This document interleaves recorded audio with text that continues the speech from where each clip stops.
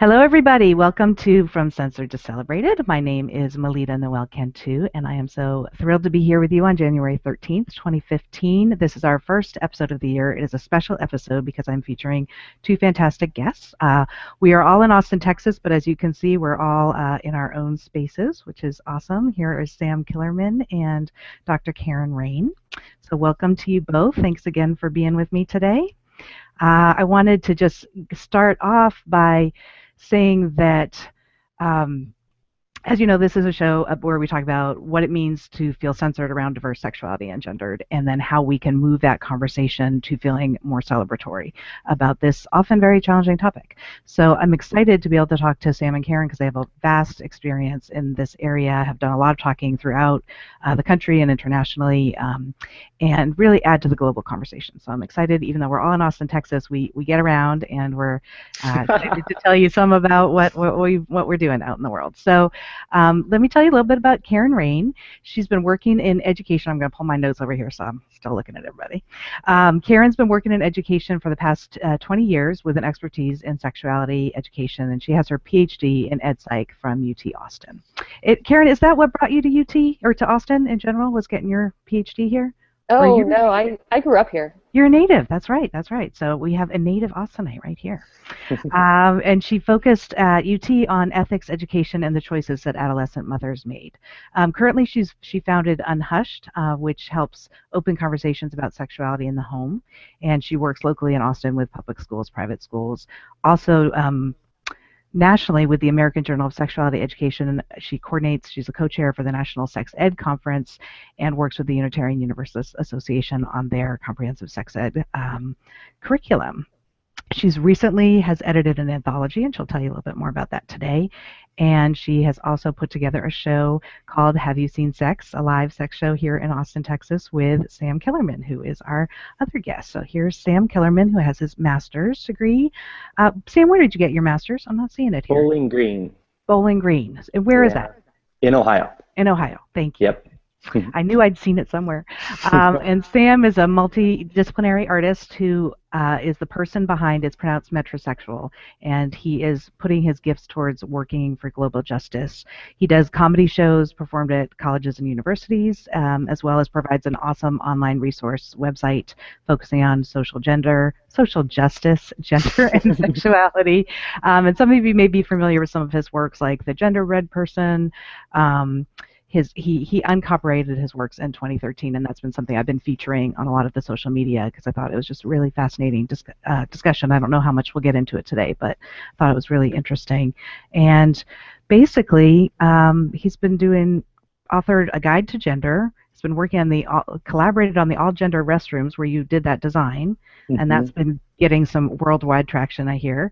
And you also have did a TED Talk, which we have on the social media stuff, and we're going to talk more about Have You Seen S.E.X today. So welcome to both Karen Rayne and Sam Killermann. Thanks so much for being here with me today. Thanks for having us. Yeah. Make sure that everybody out there knows that I am tracking your comments.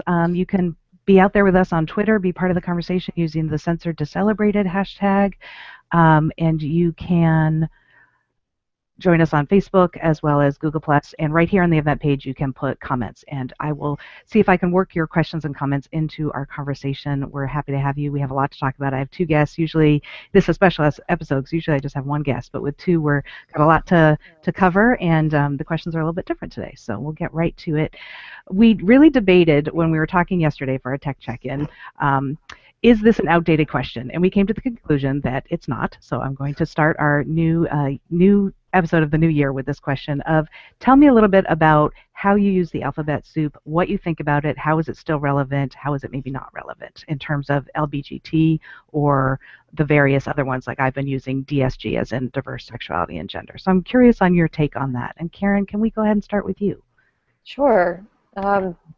It's an interesting question, and there is a lot of conversation about whether or not it's relevant, and if we keep adding letters on, soon we're just going to have the whole alphabet, and what's the point at that place? Right. It's a good place to have a conversation, and when I talk with young people, what I hear overwhelmingly is that they like identifying with a group. Having a group to identify with is useful, and so there is relevancy still to it. We're expanding what that group is, and I think that that's fun and fantastic and good for identities, for it not to be so limited. Mm-hmm. You know, there's the question, why do we need to categorize? But as humans, that's what we do. We have an innate sense of categorization, and with that process, we identify more and more categories and more ways to clarify who we are and what we do and what we need and what we want and what we're drawn to. And that's all fantastic. I don't see any reason to shut that process down, but I like the continuing expansion of it instead. So for someone who identifies, oh, I'm a lesbian, or oh, I'm bi, or oh, I'm queer, or I'm genderqueer, or I'm bigender, or there's so many ways to identify, and I'm so in favor of that, and continuing to expand the number of ways to kind of get at people's nuances, and it expands conversation. It pushes our language barriers, which push our ideas of boxes, and I think it's a great process. I don't see any reason to shut that down in any way. And so given that, is there a term that you prefer, or do you really just find that it depends on the audience or group or person you're talking with? Oh, it entirely depends on the group that I'm talking with, and partly depends on their knowledge levels, for example. So, you know, if I'm with a group who has a pretty expansive knowledge of gender terminology and sexual orientation terminology, we can use that terminology. But with a group that doesn't have that kind of knowledge, we use a much simpler rubric for the conversation. Yeah, that makes a lot of sense, and that's definitely kind of deepening the conversation I've been having with other guests on the show. That's awesome. Sam, what would you say? What's your kind of take on the alphabet soup? And I know you've done some writing on this too that I had initially visited when I started working on this show. I'm very much with Karen on the sense that you really need to take the group that you're working with and let them guide the way with what language you're going to use, just in general. I think that the including letters in the alphabet soup, so to speak, has always been good because, as Karen said, there are individual identities within that whole spectrum that want to be recognized. Right. But I do get the critique that the more letters we add and the more we expand the LGBTQ, PIA, the more identities you add, the more you're basically marginalizing the few identities you don't include. So where do you find that happy medium? And I'm in that way, that's the big question right there. Yeah. Yeah, it's a very fine line to walk. I liked when Q was really starting to be added to the LGBT to kind of be that overarching umbrella for the everyone left out. But I understand how that's still marginalizing, and ultimately, I like going even more broad. In the UK, I've found that a lot of people are doing GSM for gender and sexual minorities. You talk about DSGs, diverse genders and sexualities and genders. I like that for its simplicity, but it's also inherently non-inclusive. So it's just it's a line that you have to walk, and you have to decide based on the group you're working with which side of the line you're going to walk on. Yeah, I think that's a fantastic point. So speaking of figuring out where you are in all of this, tell us a little bit about how you each got here personally and professionally, and why it's important to you, why you feel passionate about this work. And Sam, why don't I'll start with you this time. You know, it's funny, and I know Karen's going to mention this, but Karen and I both contributed to a book called How I Got Into Sex Ed, and it's kind of telling the stories of why a lot of sexuality educators, how we got started and where we came from. And I'll tell a different story than that because you can read that if you get the book. And I'll just say that I grew up mostly around the Midwest, and I grew up in cultures, and very much like the cultures today, where I was supposed to be a certain way. And that straying from that box or those expectations was met with, we could say, adversity or some other more harsh words. And it wasn't until I got to college that I started to understand who I was in a bit more of a deep way as it related to my gender and my sexuality. I identify as straight and I identify as a man, but a lot of other people don't get that. They don't perceive that from me. I'm constantly misread as gay. I'm misread as queer a lot, and that really freaked me out at first, to be honest. And the more I started to explore that, the more I started to realize that I'm a feminine person, and where we talk about leaning on the other, so to speak, there isn't really an other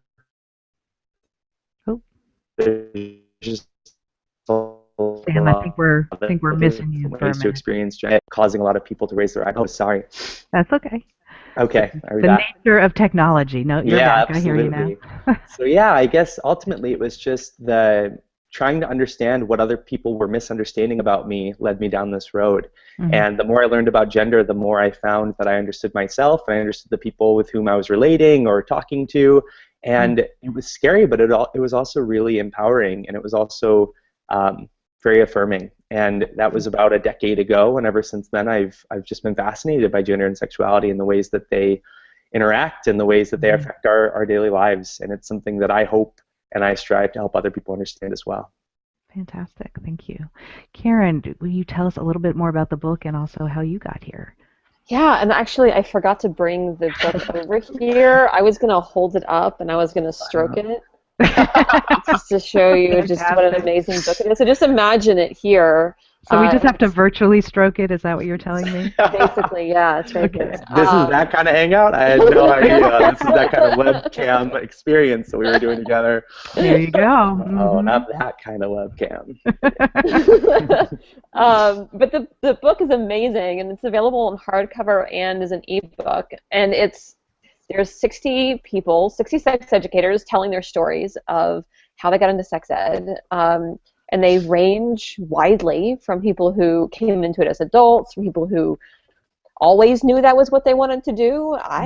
How fantastic is that to grow up being like, hey, I want to be a sex educator when I grow up. Yeah. And people who came to it through trauma and people who came to it through beauty and acceptance. So it's really such a wide range. It's a wide range. There's a lot of passion that comes and is clear in the book. So it was I'm the editor, and it was so much fun to read those stories and to get to know so many of my colleagues so much better. Yeah. And then some really amazing people. Dr. Jocelyn Elders is in there, and her story is phenomenal. For people who aren't familiar with her, tell a little bit about who she is. Oh, well, she was the Surgeon General under Clinton, I think. I believe that's right. And she said that we needed to start teaching sex ed in kindergarten, and was fired for it. Yeah. And powerful, very powerful. Very powerful, and vast misunderstanding is that what that means. What does sex education in kindergarten mean?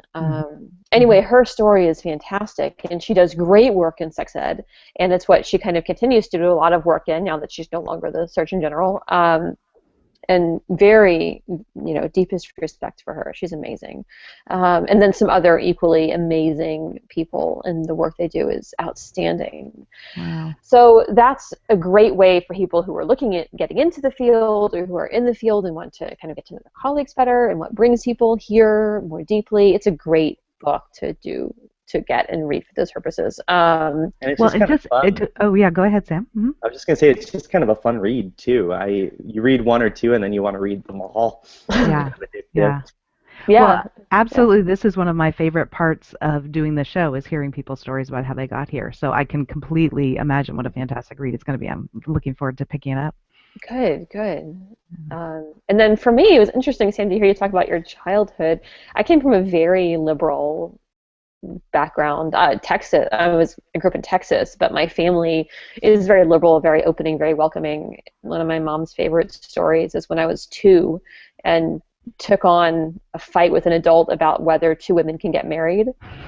Wow. And I was like, absolutely, 2 women can get married. This little 2-year-old, lots of toddler anger. The idea wasn't possible, and it wasn't at the time. But that's the environment that I grew up in, was very accepting, very open, very loving. And I kind of stumbled into it, really. I wanted to work with teenagers who I feel are a pretty marginalized group as a whole, and support them in being less marginalized. And I thought that teaching would probably be the way I'd go about it. And then sex just kind of became my content. So that is still something that's very integral to my work, is helping teenagers be less marginalized in our society. Wow.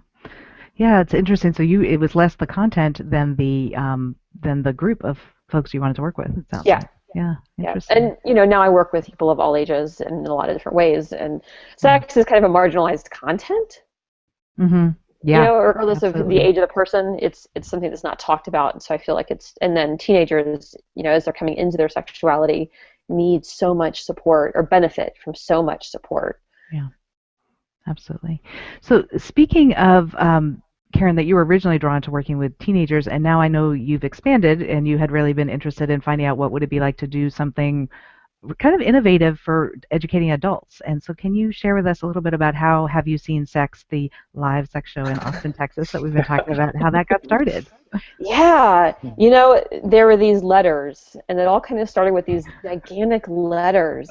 And if Physical you letters, not like written notes. No, like physical letters. If you go look at our website, Yeah. haveyouseensex.com, you'll see a picture of the letters, Yes. and they're as tall as I am, and there's three of them, S-E-X, and they're lit up like Chicago-style letters, and I found them at a church.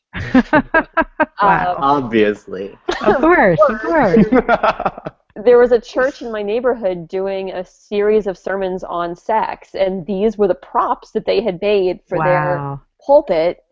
And I went to one of the sermons, and it was terrible, of course. And I was so devastated by the entire experience, and it was insulting, and it was degrading towards women, and not a sex positive experience. But the letters were fantastic, and so I left my card, and I said, "Hey, when you're through with those letters, call me." I would love to have them, so I bought them from this church. And you've repurposed them for a very different purpose. And now I've repurposed them for, another kind of conversation. And I was sitting around with some friends, and we were talking about what to do with these letters. I was like, I had these letters. I have to do something with them. And so we started talking about doing a performance piece with them, and, threw around a bunch of different ideas. And I was like, I really think that Sam is the perfect person to do this with me. And so I called Sam, and he was like, well, yeah, by all means, giant sex letters. You can't go wrong. So that was kind of the start. That's awesome. And so Sam, what happened then? What happened? I I tend to run with ideas, and it was like an idea for maybe 3 seconds before we started making it into a thing, and we worked on like what would be the format, how would we do this. One of the things that Karen and I have known each other for a while now, work and just talk about life, and one of the things we both lamented is how difficult it is living in Texas like we do, and being being minded in the ways that we are, and people here don't have access to sex ed. They really don't. And one of the things I've been frustrated by is meeting my friends who are my age here who don't understand what I would describe as like very simple, like human things, because they haven't had the opportunity to learn them. And it's such a hush hush thing, and that's where the joke of S-E-X comes from, the way that you might spell it around a kid. And we just thought it'd be It's such really a fun to challenging do word to spell. We think we need to spell it out right now. It makes it Right. really hard to figure out. Yeah, because kids can't spell sex. That's like one of the Right. first words they like attach to. But yeah, and like, how do you do sex ed for adults and make it elective and make it fun and make them want to go? And we put together this date night, and it was a huge experiment ultimately. Mm-hmm. So this really comes into a question. I'm going to see if I can put it up, but if not, I'll read it to you guys. It's from one of our audience members, Rain Dowell, and she's asking. Let's see if I can get it on the screen. Oh, it's not letting me. Okay, she's asking, how do you educate the general public on these expanding terms so they are familiar with what these terms mean? And I think this directly goes to some of what you're trying to do with this show. Is that right, Karen? What do you think? Yeah, I would say so. One of the questions that we got the last time we did the show, so the format of the show is that Sam comes out and he starts with a comedy set, which is hilarious, and there's always education woven into everything that Sam does. And then I come out and I do some kind of question and answers where people can ask me any questions anonymously, and I'll answer them on stage. And one of the questions that I got last time was, what is queer? And I just don't get it. I just don't understand what this word is, what it means, what's the point of it, why do we have it, who identifies as that anyway? kind of a question. And so it was a great format, a great kind of platform for that conversation. And then, you know, I had a whole bunch of questions, so I answered it relatively briefly. And then afterwards, the person who had asked the question that came up to me and said, you know, I would really just love to talk with you more. Can you just talk more? I don't even know what the question is. I just want more. And I was like, okay, you know, and so I talked more for maybe 10 minutes. And she was like, wow, okay, I feel like I get it now. You know, and so it's hard to find a platform where you can just talk more. Yes. Yes, and the conversation is so important, and how do you enter the conversation and find the place to have that conversation? Absolutely, and you know, once people are out of college, how do you get education in the first place? You know, there's news outlets and there's books, you know, but none of those are quite sexy and fun. And they, you know, in our busy lives, we really wanted a place for someone who was busy to come and have fun, and for us to still be able to do that. Yeah. So for folks, Sam, for folks who are not in the Austin, Texas area, is there any way to access the show by webcast, or are there going to be video clips, or how could they get more if they're not here, able to see it on February 6th? How do they get more? Yeah, so that's a really good question. Like I said earlier, and this is something that's just an experiment for us, and we're seeing what it is, and we're letting it grow into what it will become. We're actually going to be doing it on the road at least once this spring. We'll be in Iowa. Oh, right, yes. Yeah, of course. And we'll be performing at the Governor's Conference. They're so progressive in Iowa. They are, and so for those of you in Iowa, be on the lookout.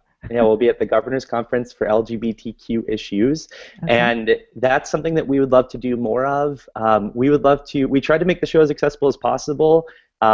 We wanted to record it. Our video recording technology, for the most part, failed, so we don't have any good, like, long clips, but one of the examples of trying to make it accessible for the second end of the show, we had an ASL interpreter, so the deaf community could come and participate. And any ideas that people have, I mean, I don't know that much about live streaming stuff, but I think that Karen and I would be open to anything, that any ideas that people send out to us. And the idea will just keep growing into whatever it is. And one thing that we would love to see is people doing this, like just copying what we're doing in other cities, because we can't be everywhere, but we can at least provide some experience with what's it take to produce something like this, and what would it take for you to do it yourself, because it's a fun, people had a blast. That's a fantastic idea. Kind of, how do you franchise this in a way to make it accessible? Yeah. Because so many adults do say, I don't even know how to talk to my kids because I don't know for myself. Oh, for sure. Yeah. And one of my favorite things about the show was Karen actually Googling things for people on stage. Like, that's a thing. Like, we know how people are even afraid to Google these questions because they're afraid of what's going to come up. So it's like very much trying to put the power in the hands of the people there, let them have fun, but we can talk about sex in a positive way, in a sex positive and queer positive way. Those were two huge goals for us, is to not shame anybody for the way they engage in sex or for the people they are. And that's something that's very doable, and you can have fun doing it. Yeah, absolutely. So this really brings up for me, and I want to just skip to this question, then we'll get back to a different question. Go a little bit out of order, but really brings up for me of, like, clearly you're trying to bring this conversation out of a censorship place and bring it to people in a different way that's much more celebratory. Are there other examples in your personal, professional lives where you've experienced that, or would you say this is kind of one of the main places you've really been working with that idea of going from censored to celebrated? Karen, what do you think? Well, let's see. I was thinking about this question and my experience with censorship, and probably my biggest experience with censorship was with my children's school. It's a little ironic because I go into schools and do sex education. People hire me to come and do that, but their school was not appreciative of my work, shall we say? Interesting. Yeah. And what kind of is it, a public school, a private? It's a private school. Private school. Okay. And it's the private school that I went to when I was a child. So wow. So you had there's a experience. lot of emotional attachment there, you know, and so they were not appreciative at all. And asked me to never talk about my profession on campus. Wow. I'm sorry to hear that. That must have been challenging. It was very challenging, and so it was very challenging. And I would not say that I have quite made the crossover to being celebrated yet. I think I'm more tolerated now. Okay. But are there things that you felt like you were able to do to make yourself feel more celebratory about these topics in that space? Was that at all possible just for you as a sexuality educator, or is that even challenging because of the kind of heaviness of the censorship? I kind of let go of it. I had to really let go and just say, you know what, that's not my place to do my work, and that's fine. I will continue to do my work, and the parents who are interested in accessing my work know me. Right. And, if you're Facebook friends with me, you know what I do, and you know what I say and what I think. And those particular parents who are interested, they come and find me. It's almost like you've been able to move the conversation a little bit and just kind of be like, you know what, my conversation's happening over here. You know how to find me. And that's a way for you to be, It is, and I do see movement over the last 6 years, from when things kind of blew up to now, and things are much more relaxed. And so I see that there might come a point at which I would be celebrated in that space. But I've kind of taken my party and moved it elsewhere. Yeah. And it sounds like some great parties going on. So, Sam, what about you? What have you noticed for yourself around moving from censored to celebrated? I think one of the biggest things outside of S.E.X, which I think, as Karen said, is like one of our best parties. It's us taking something that is very censored and turning it into like the most fun, fancy, in the spotlight thing we could make. Yeah. I think that theme kind of weaves together a lot of what I do in a really subtle way. As a person with the identities that I have, I've been told over and over and over again that I'm not supposed to care about the things that I care about. Because of your identities as a straight cisgender man.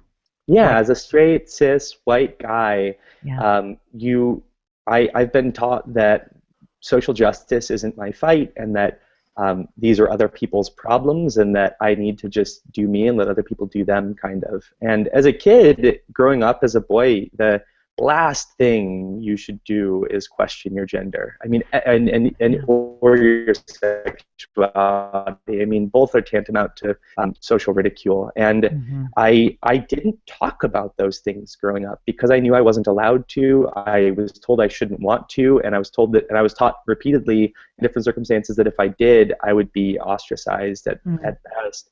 And in the work that I do, I very much try to own my identity and let people know that I have a gender and I have a sexuality, and we all have genders and we all have sexualities, and that these conversations are things that everybody should be having, and that I come from a place, I know my story and I know where I'm coming from, but I finally gotten to the place where now, like the way that I dress, the way that I act around new people, the way that I am with my friends and especially my family, I don't feel inauthentic.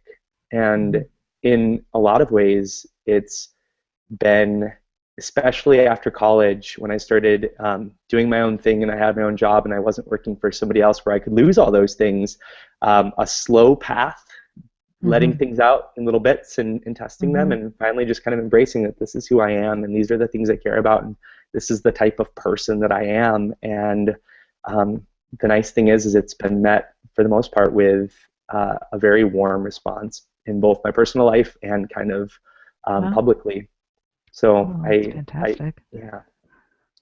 It's interesting too. It sounds like both of you have really kind of created your own venues in a sense of defining your own conversation and using your own skills and talents to feel celebrated in that conversation and to celebrate other people. And I know, Sam, you use social justice comedy, and Karen, you use your educational background, and really understanding the technicalities around sexuality and gender, and with different populations. And I just think it's fantastic how you both have been able to do that. I guess I wonder, what does it mean for somebody who is working a 9 to 5 job and can't kind of define their own space to do this? Maybe in their personal life they can, but professionally, how would they do it if they were kind of in a more systemic place, like a university setting or a therapy practice or something, where it might be more constrained? Any ideas on that? Just advice on that front, Karen? That's a hard space. And, I stand out in more conservative settings. I have purple hair and I have tattoos and I almost wore purple today because of the purple hair. I have to say. Love it. Every day should be a purple day. Yeah.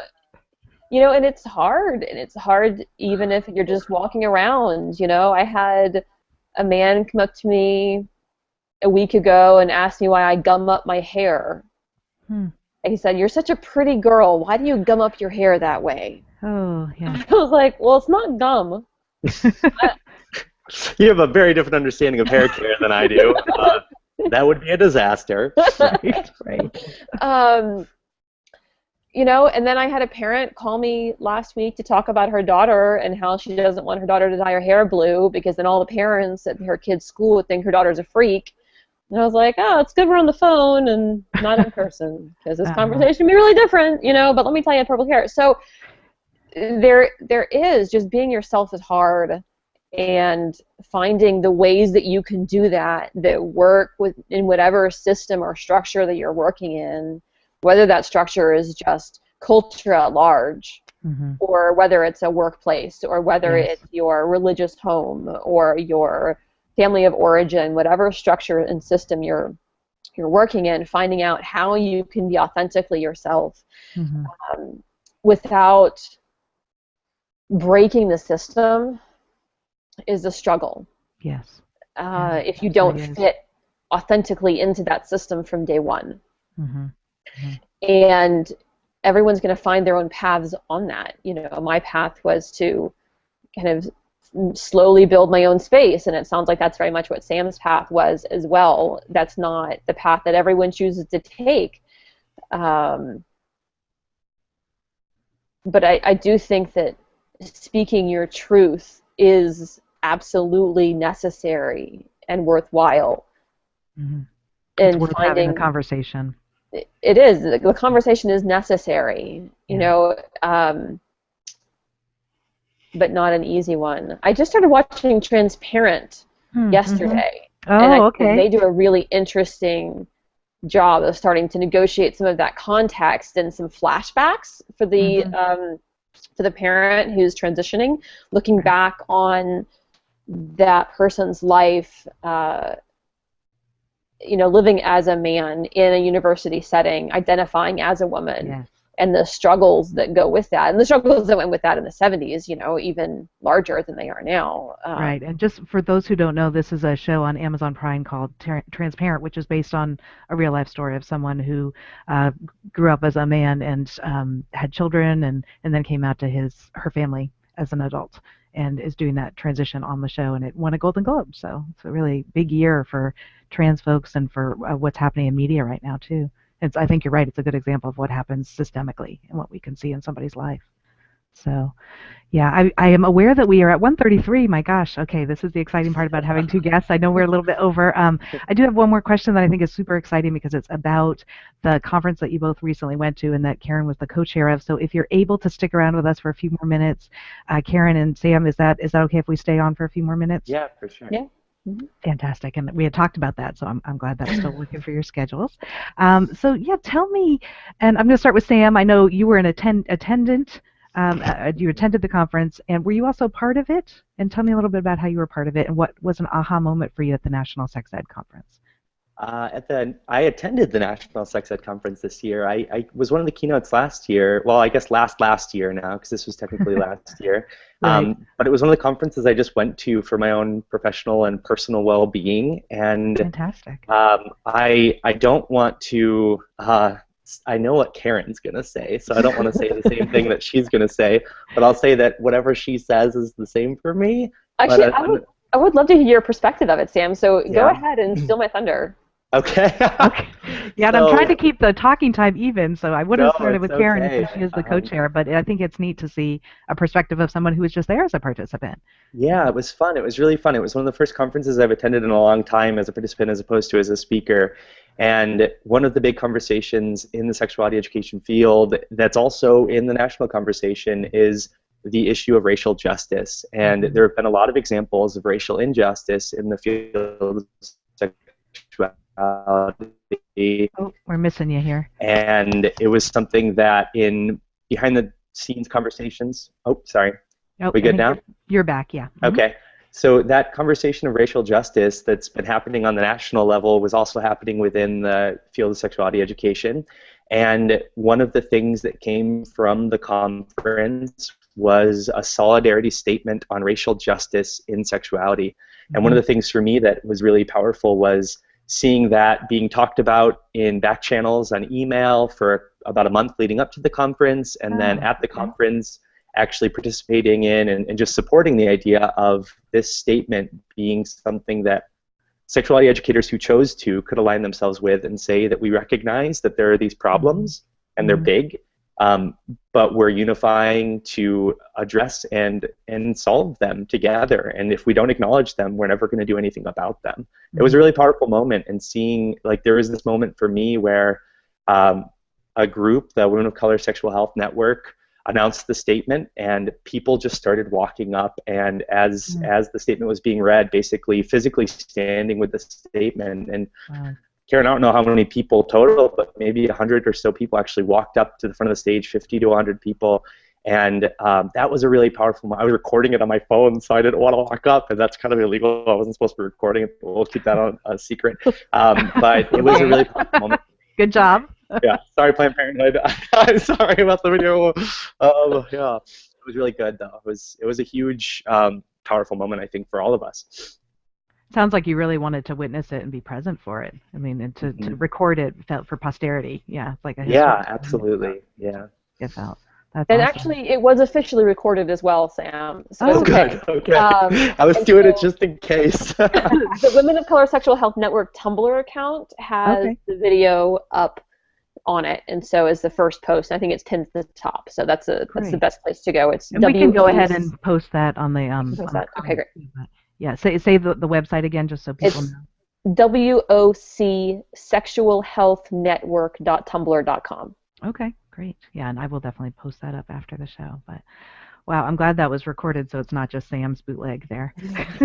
Easy. My bootleg is still pretty good. It was. I'm sure. A few days later, yeah. DVDs. So Karen, what about you? Was that moment the kind of the aha moment for you? Was there some other piece, given that you were also an organizer of this event? That was a really pivotal piece, that whole conversation. And so, for me, I was working on that moment where the recording happened and where the statement was made, and I was working in support of the Women of Color Sexual Health Network and talking with them and talking with other attendees at the conference and how to really format that moment, because it came very organically.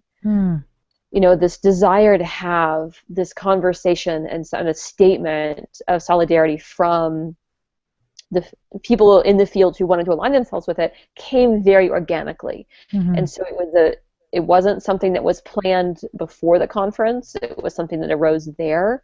It was the first day of the conference was the day that the Eric Garner non-indictment happened, and it was very nearby to where the conference was being held, and so we were right across from New York City, and it was lots of conversation and trauma that people were experiencing around it. It felt around race. Felt very local, as well as it being a national conference, but it was very local given the proximity geographically. Yeah, and so kind of nurturing that conversation in such a way that gave the platform to the Women of Color Sexual Health Network. I was really, really happy to be part of that and be supportive. And then leading up to that moment, and that was a beautiful and powerful moment. And we also created kind of a wall hanging. I think I saw an image of this, yes. of the statement, the text of the statement, the people then came up and signed. Uh-huh. And that was also this very visually beautiful thing. Do you have a picture of that I could link to? Because I do remember something and thinking how powerful that was. I do. And we can do that. We can do that after. But it brings to mind, because this is one of the things for me about sexuality and gender conferences, or conferences in general, is that they're physical things so often. Yeah. And so not everybody can be in the room who might want to be in the room. I mean, I know for me, being in Austin, I don't always get up to New Jersey, much as that would have been really fun. So is there a way to connect to signing that online, or has it gone beyond the conference and taken on a life of its own at all? That is the goal. It has not happened yet, to my knowledge, but that is the goal, for that to be something that people can sign. The full text of it is available at the Women of Color Sexual Health Network Tumblr account, and so you can see it there in its entirety. Okay, great. Yeah. Yeah, and just simply reblogging it or posting it to your Twitter or your Facebook and standing in solidarity is at the very least something everybody could do right now. And I've seen a lot of people doing that, which was really encouraging. Great. So yeah, and I'll go ahead and get those links up on the event page and on the Censored to Celebrated pages, so we can get that word out there. That's fantastic. I definitely stand in solidarity with that work as well, and I'm so glad to hear it happened in that forum of national sexuality educators. It sounded just such a powerful moment. So thank you both for sharing that. Anything else that we need to cover? It is now 1:41. Yay! We're at, yeah, we did it, and I'm really excited to see Have You Seen S.E.X? Remind me again when it's happening. Sam, can you do the honors for us on that front? 6th and 7th of February. I'm actually bad with details, so maybe Karen would be better on this. It's the weekend before Valentine's Day. That's the most important thing about the weekend. Is it's the weekend before Valentine's Day, and it's at here in Austin at El Tiempo Dance Studio, which is near Congress and Old Wharf. Tickets are up online at haveyouseensex.com. You can buy them through Eventbrite on that website. I don't know and I know you had some. I know. Well, that's okay. And I had posted it too, so I know folks can find it there. But I know you had said something about there's a VIP ticket. What does that look like? That was intriguing. There is a VIP ticket. We are still, I think, talking about what the VIP great ticket means, but it's going to be great, whatever it is. Okay. No, that's great though. So something to be on the lookout for and to check back. Sit up front at their own little tables. Okay. Yeah. Okay. And your last show was in July, correct? It was a July show. So this is nice. It'll be a winter show, which is great. So that'll be and pre-Valentine's. Yeah, so we'll be talking about romance and sex, I think, is going to be our theme here. We have, Sam and I, we haven't been, I think, communicating this very well, but we have themes that we're kind of working on for each kind of set of shows. Right. And so, when we did it for the first time, our theme was our first time. And so we talked about first-time sexual experiences. Right. And so I told some really embarrassing stories on stage to a group of people that I don't think my mom would be happy about. Okay, so are there any bootlegs out there of that? Since I had to miss it. On sale on the corner of 34th and Massachusetts and New York with my other bootlegs. Yeah. All right, so let's wrap. Speaking of which, let's wrap up. What's other than going to haveyouseensex.com, what's a great way to get in touch with each of you, either social media, websites, what works for you guys? Karen, you want to let us know where we can find you? Sure. I have my website that really talks about my work with parents and teenagers here in Austin is unhushed.net. My trainings and work with professionals mostly housed at karenrayne.com. The Sex Ed Network and the Sex Ed Conference, you can find them at sexednetwork.com and sexedconference.com. Good. But really karenrayne.com is kind of a hub of where you can find most of what I do. And I know you're on Facebook kind of as your main social media, is that correct? Yep. So people can find you there. Good. And Sam, what's best for you? How can people find you? I'm pretty easy to find on social media. Most social media /Killermann with 2 N's is my account. So Twitter, Facebook, Instagram, all of that. Website-wise, my main website is itspronouncedmetrosexual.com, but you could also go to samuelkillermann.com that has just links to all of my other projects. At any given time, I have a dozen or two projects in the works, and I'm always trying to make new things, and that's kind of where I keep people updated on those things as best I can. I'm trying to get better about it, and where I'm going to start asking for help when I need help on projects, because I'm realizing more and more that the work that I'm trying to do and my goals are only going to be better served by reaching out more to the communities that I'm creating. So if you want to help, let me know, and I'd love help. Fantastic. Well, thank you both so much for sharing your brilliance with me and your excitement about this work. It's just been a great way to start the new year, and there have definitely been a lot of challenges ending the last year. Transgender Day of Remembrance was a really big, heavy thing for me last year, and so it's just so great to think about. There's this exciting new show that we'll be getting to see focusing on romance and sex here in Austin, and maybe some ways we can figure out to do some webcasting or live streaming around that. I would That'd be like to great. talk more about that. So, speaking of help, it's something I love doing. So, fantastic. Well, thank you both again, and thanks to everybody who joined us in the audience. I know we had some folks far and wide listening in, and we're really grateful that you were able to join us. And please do, if you have any questions or follow-up, you can follow up with Sam or Karen individually, but also you can ask on the comment page, and we'll be on for a few minutes after answering questions. So until we meet again later in the next month or so, when I will be announcing my next guest, please celebrate all the people in your life and have a wonderful January and start to your new year. Bye, everybody. Bye, Sam. Bye, Karen. Bye. We're going to continue broadcast. Stop broadcast.